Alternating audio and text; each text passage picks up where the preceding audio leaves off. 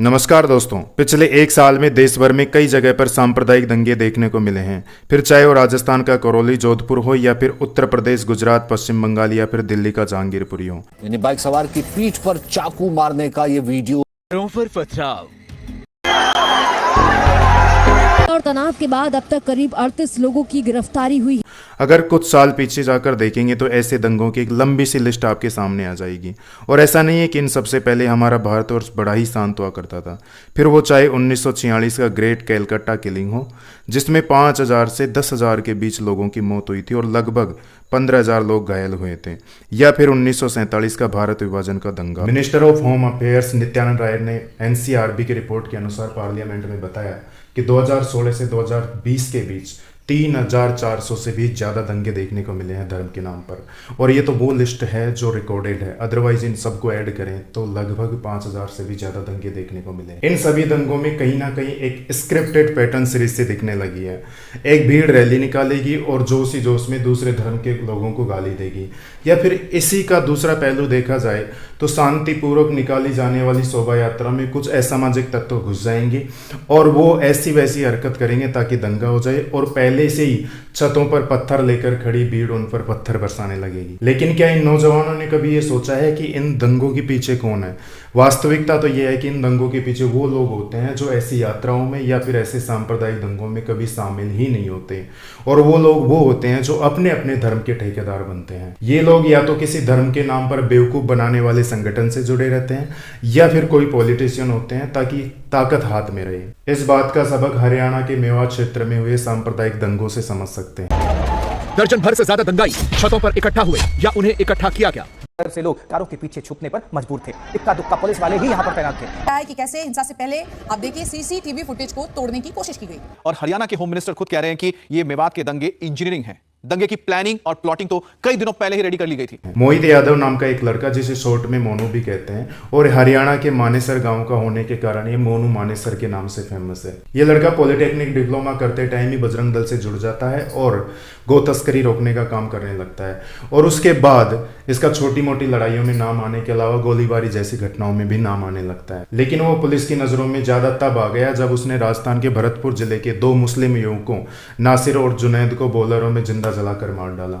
इसमें मोनू मानेसर का कहना है कि ये लोग गो तस्करी कर रहे थे, और ये भी कहना है कि मैंने इनको नहीं जलाया। हालांकि इस मामले में अभी मोनू मानेसर पर आरोप सिद्ध नहीं हुए, लेकिन ये भी सच है कि मोनू मानेसर पुलिस से बचता फिर रहा है। तो होता यह है कि 31 जुलाई को शोभा यात्रा से ठीक पहले मोनू मानेसर फेसबुक पर यह पोस्ट डालता है कि मैं इस यात्रा में आ रहा हूँ, और लोगों से यह अपील करता है कि आप भी ज्यादा से ज्यादा इस यात्रा में शामिल हो। अगर मेवात के सभी मंदिरों में जाएं तो ज्यादा से ज्यादा संख्या में सभी भाई जाएं। हम खुद यात्रा में शामिल रहेंगे और हमारी पूरी टीम यात्रा में शामिल रहेगी।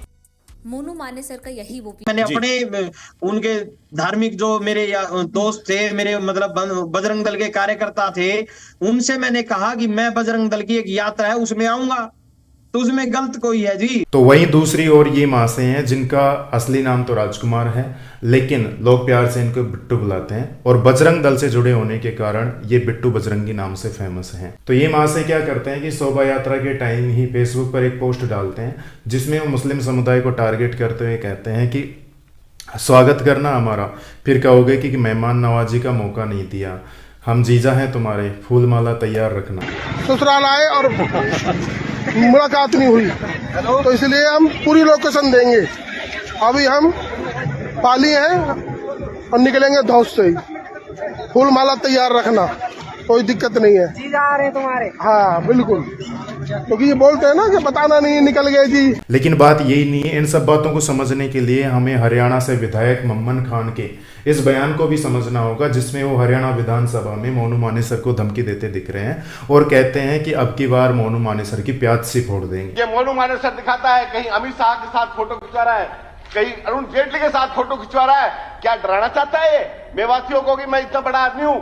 अब के मंत्री याद रखना, ये मेवात गए, इसकी प्याज सी ना फोड़ी तो मेवात भी हमसे कौन कहेगा। मम्मन खान का मोनू को धमकी देना, मोनू मानेसर का शोभा यात्रा में शामिल होने का वीडियो पोस्ट करना, और बिट्टू बजरंगी का फेसबुक पर भड़काऊ वीडियो पोस्ट करना, कहीं ना कहीं ये कारण नए दंगे भड़कने के। लेकिन इन सब बातों में प्रशासन भी तो सो रहा था। ये कुछ पॉइंट्स है जिनसे ऐसा लगता है कि ये दंगे जानबूझकर करवाए गए हैं। जैसे जिस लड़के की तलाश पुलिस को थी वो लड़का अगर यात्रा में शामिल हो रहा है तो प्रशासन को भी तो अवेयर रहना चाहिए। दूसरी बात, मुस्लिम पक्ष के लोगों का ये कहना है कि मोनू मानेसर इस यात्रा में शामिल हो रहा था इसलिए ऐसा हुआ, लेकिन जब पूछा जाता है कि मोनू मानेसर तो इस यात्रा में था ही नहीं, तो उन्होंने कहा कि बिट्टू बजरंगी ने ऐसी भड़काऊ पोस्ट डाली तो लोगों की भावनाएं तो भड़क ही जाती हैं। मेवात हम ऐसे समझते हैं जैसे हमारी ससुराल है और तुम्हारा आ रहा है बहनों, तो बहनों जो होता है वो जीजा बोलते हैं, जिससे तुम्हारा जीजा आ रहा है। हाँ, तो गांव के कुछ आसपास के, गांव के तो नहीं, आसपास के जितने भी मतलब एक अपने मेवात के जो इलाके के जो बच्चे हैं वो भड़क गए और भड़कने के बाद में वो फिर वहां पहुंचे। तो यहाँ सवाल ये उठता है कि एक दो लोगों की वजह से आप बाकी लोगों को मार दोगे। और अगर मान भी लिया जाए कि धार्मिक भावनाएं आहत होने पर भला बुरा कुछ भी नहीं दिखता, उसमें अच्छा बुरा कुछ दिखता ही नहीं है, कुछ भी कर सकते हैं, तो यहाँ सवाल ये उठता है कि जब दंगे शुरू हुए उससे ठीक आधा घंटे पहले या पौन घंटे पहले बिट्टू बजरंगी ने ये पोस्ट डाली थी, तो क्या आधा घंटे में पूरे क्षेत्र के मुस्लिम युवक इकट्ठे भी हो जाएंगे और प्लान भी तैयार कर लेंगे, छतों पर जाकर पत्थर भी इकट्ठे कर लेंगे और सिलेंडर की व्यवस्था भी कर लेंगे? ऐसा तो देखा जाए तो लगभग इम्पॉसिबल सा लगता है। और इसमें सबसे बड़ी बात यह है कि जिन दो लोगों की वजह से, मोनू मानेसर और बिट्टू बजरंगी, इनको कारण माना जाता है दंगा भड़कने का, तो इन लोगों के पास तो दंगा भड़कने की खबर पहले ही पहुंच जाती है, या फिर इनको पहले से ही सब कुछ पता रहता है, जिससे ना तो इनके और ना ही इनके किसी रिलेटिव के मरने की खबर तो दूर, इनके चोट तक नहीं आती। फिर वीडियो जारी करने के बाद आप गए क्यों नहीं? मेरे अधिकारियों ने रोका, कोई इनपुट था उनके पास कि आप जाओगे तो आपके जान को खतरा है। आपके अधिकारी मतलब कौन, मतलब पुलिस के अधिकारी? पुलिस अधिकारी से मेरा कोई संपर्क नहीं है जी, मेरे विश्व हिंदू परिषद के अधिकारी। अच्छा, उनके पास इनपुट था कि हिंसा हो सकती है? उनके पास कुछ भी हो, उन्होंने कहा कि आप मत जाना जी, हम जा रहे हैं। अब ये दंगे इंस्टेंट होते हैं या फिर वेल प्लान्ड होते हैं, इसका जवाब मैं नहीं दे रहा। इसका जवाब आज से लगभग 100 साल पहले दिया जा चुका है। भारत के फ्रीडम फाइटर भगत सिंह ने धर्मवार फसादते उन्नादे इलाज अर्थात सांप्रदायिक दंगे और उनका इलाज नाम का एक आर्टिकल लिखा, जिसे कीर्ति मैगजीन में छापा।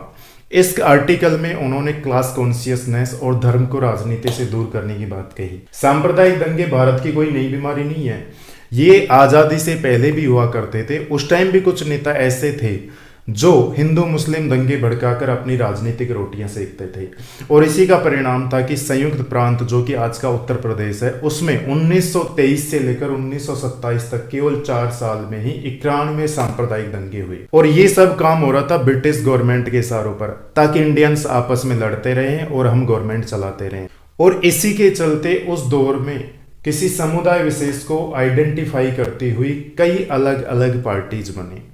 ऐसा ही एक दंगा लाहौर में 1927 में हुआ, जिससे आहत होकर भगत सिंह ने यह आर्टिकल लिखा। भगत सिंह लिखते हैं कि भारत की स्थिति आज सचमुच ही दयनीय है। एक धर्म के फॉलोअर दूसरे धर्म के फॉलोअर के कट्टर शत्रु बने हुए हैं। एक धर्म का होना ही दूसरे धर्म का शत्रु होने के लिए काफी है। अगर इस बात पर विश्वास करना मुश्किल लग रहा है तो आइए लाहौर में हिंसा की ताज़ा घटनाओं पर नजर डालते हैं कि कैसे मुसलमानों ने निर्दोष सिखों और हिंदुओं को मारा, और बदले में सिखों और हिंदुओं ने भी मुसलमानों को मारने में कोई कसर नहीं छोड़ी। ये मारकाट इसलिए नहीं की गई कि फला आदमी अपराधी है, बल्कि इसलिए की गई कि फला आदमी हिंदू है या मुस्लिम है या सिख है। बस किसी व्यक्ति का सिख या हिंदू होना ही मुसलमानों द्वारा मारे जाने के लिए काफी था। इसी प्रकार किसी व्यक्ति का मुस्लिम होना ही हिंदू या सिखों का दुश्मन होने के लिए काफी था। ऐसी स्थिति में भारत का भविष्य बहुत ही अंधकारमय नजर आता है।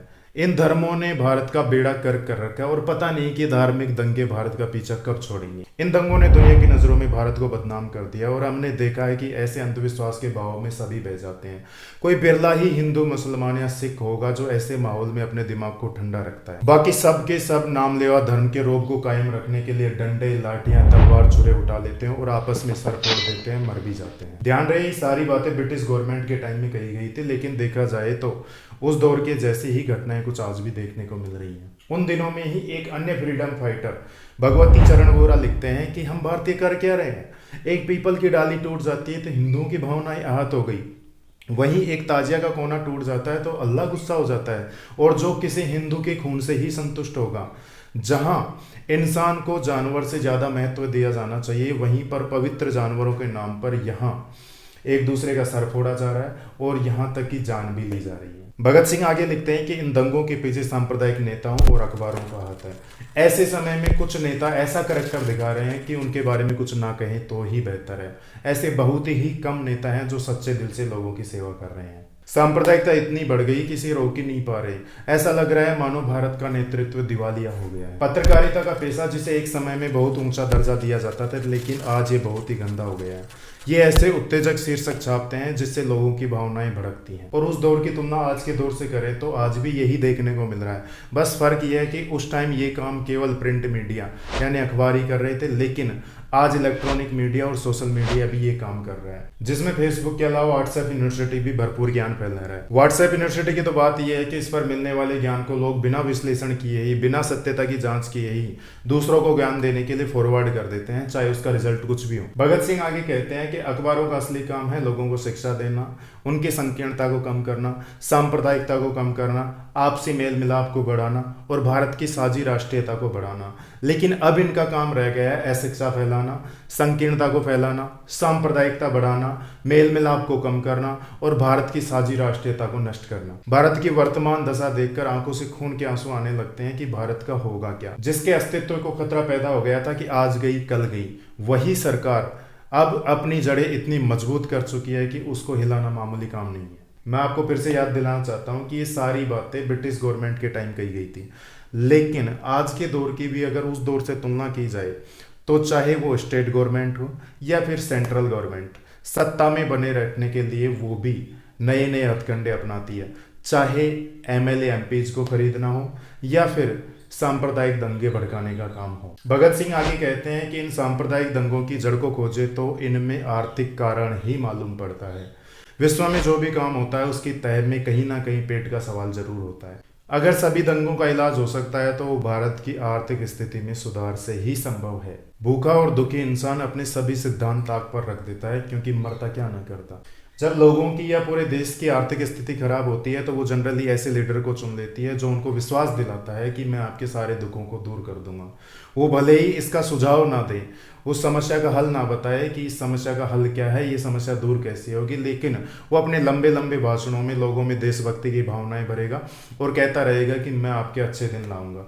ऐसी ही गलती जर्मनी के लोगों ने हिटलर को चुनकर की थी, जिसने जर्मनी के लोगों को वर्ल्ड वार में धकेल दिया था। हालांकि ये बातें मैं अपनी तरफ से कह रहा हूँ, क्योंकि जब हिटलर ने जर्मनी को वर्ल्ड वार में धकेला था तो उससे कई सालों पहले ही भगत सिंह ने ये बातें लिख दी थी। भगत सिंह आगे लिखते हैं कि लोगों को परस्पर लड़ने से रोकने के लिए क्लास कॉन्शियसनेस की जरूरत है, वर्ग चेतना की जरूरत है। गरीब, मेहनतकश और किसानों को ये स्पष्ट समझा देना चाहिए कि तुम्हारे असली दुश्मन ये पूंजीपति हैं, इसलिए तुम्हारी भलाई इसी में है कि इनके हथकंडों से बचकर रहे और धर्म, नस्ल, रंग आदि के नाम पर ना लड़कर आपस में प्यार से रहें। जो लोग रूस का इतिहास जानते हैं उन्हें मालूम है कि जार के समय में वहां भी ऐसी स्थितियां थी।